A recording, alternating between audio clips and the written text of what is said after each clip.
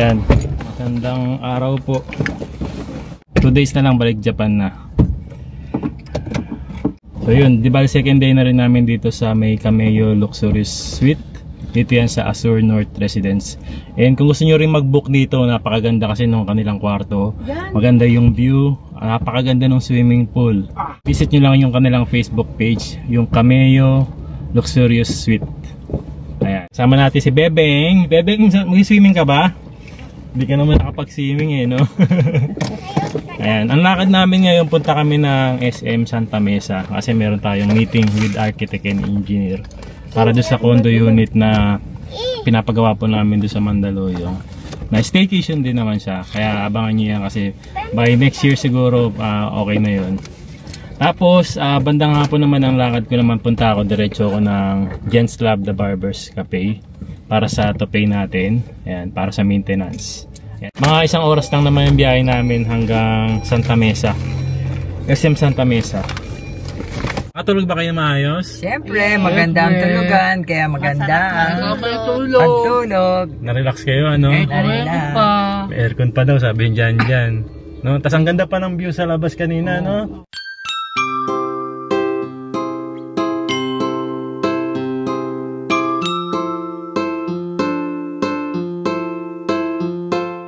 So yan, kain muna kami ng lunch. Nandito na nga po pala kami sa SM Santa Mesa.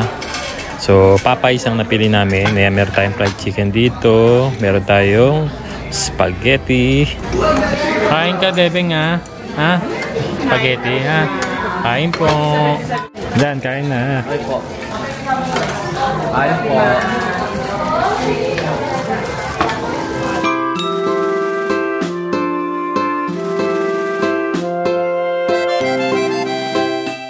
So yan, papunta naman kami ngayon sa meeting with architect and engineer.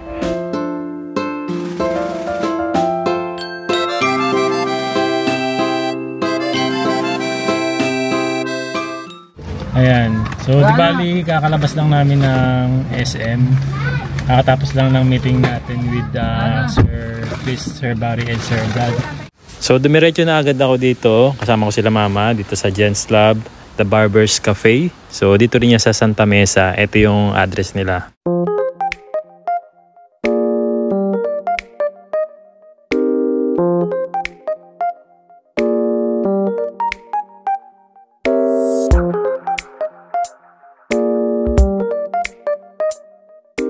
So di bali 24 years old ako noon nung nagsimulang nagnipis na yung mga buhok ko.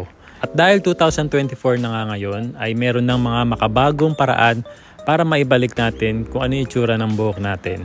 So meron tinatawag na toupee, isa siyang artificial hair kung saan ilalagay ito sa parte ng iyong ulo na manipis na or wala ng buhok. Kaya naman nandito ako ngayon sa Gents Lab The Barbers Cafe dahil sila ay 100% recommended pagdating sa mga toupee. May private room pati na rin mababait na staff.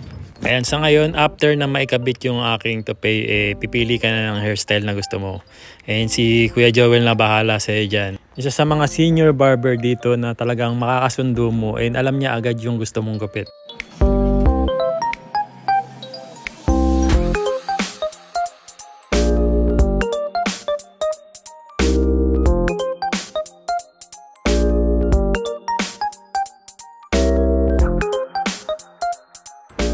Yan, ito na yung final result.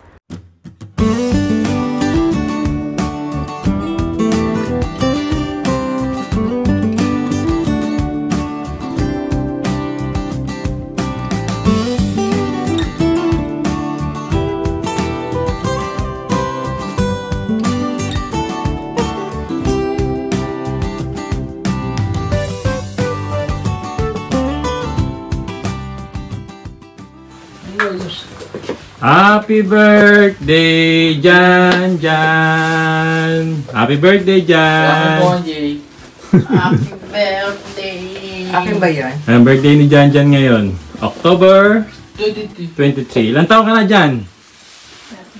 34. 34! Pinapabata mo.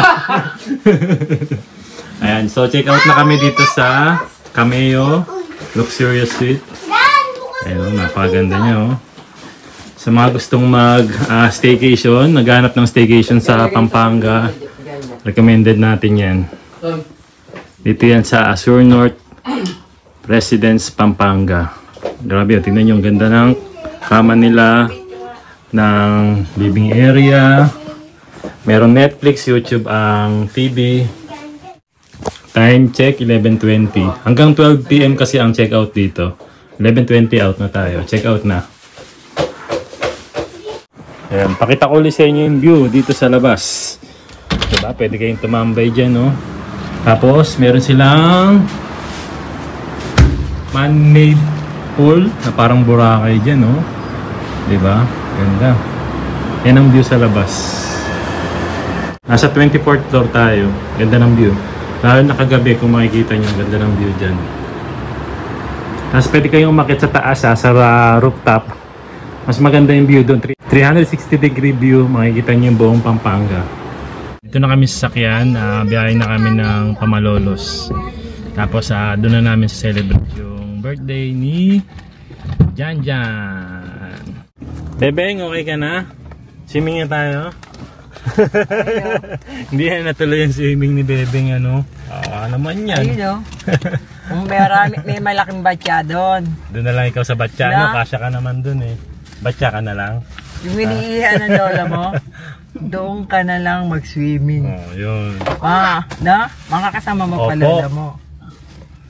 Opo. Ayan, dito na kami ngayon sa Malolos, Bulacan. So, andito kami ngayon kay Kapflor's Carinderia. Ito kasi yung request ni Janjan na dito na lang daw kami kumain ng tanghalian para i-celebrate din yung birthday niya. Ayan. Ito yung request niya. Kasi ito yung lagi nilang kinakainan talaga. And sobrang sarap kasi dito kay Kapflor's Carinderia. Ayan, sakto, na-miss din natin ang mga Carinderia food. Diba? Ayan, sakto, meron sila rito bok choy. Naghahanap kasi ako ng mainit na sabaw. Tapos ang sarap din ng dinuguan, no? Sige, bili tayo niyan. Ayan, meron silang bok choy, tapos meron tayong dinuguan dito. And meron din tayo dito lumpiang togi. Ayan, sa kadaing bangus. Ayan, kain tayo.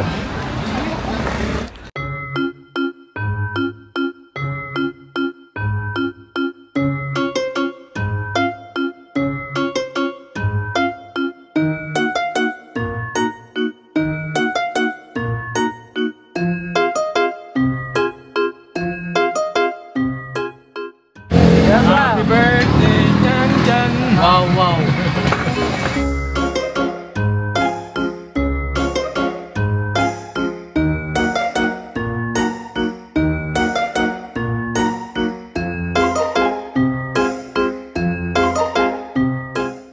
Guys, na-i-rouse natin na ang birthday ni Janjan. Yun lang ang gusto ni Janjan eh. Parang kumain lang kami sa labas. Gusto ni Janjan doon sa Carinderia. No, Jan? Favorite Carinderia kasi ni Janjan yun. Kaya happy na siya ron. Happy. So yun, after nito, diretso naman kami dahil malapit lang. Sa tawid nga lang nito yung sementeryo ni Lola. Kaya dadalawin namin si Lola rin. Lola! Andito na kami.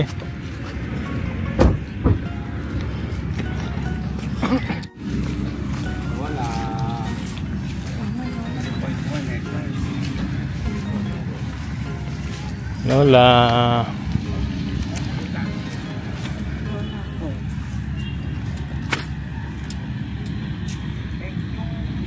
Panay ang ulan kaya hindi matuloy-tuloy yung kandila. Tapos mo na. Isa.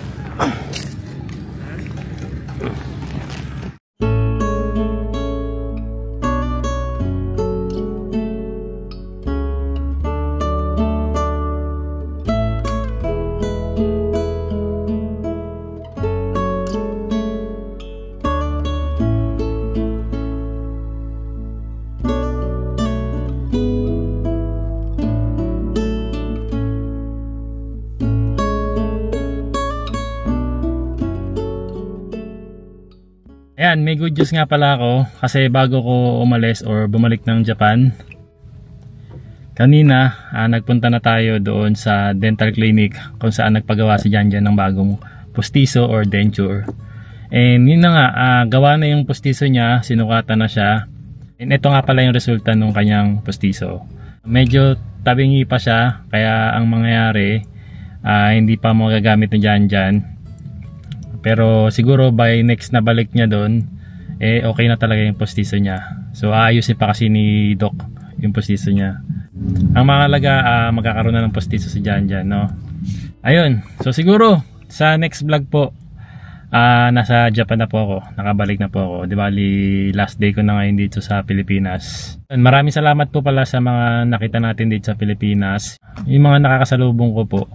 Tapos ina-approach po tayo. Ayan, maraming salamat po sa inyong lahat. Maraming salamat din po sa mga pasalubong na dadaling ko pabalik po ng Japan. Ayun. Kita-kits po sa susunod na video. Ayan. Ingat po kayo dito sa Pilipinas.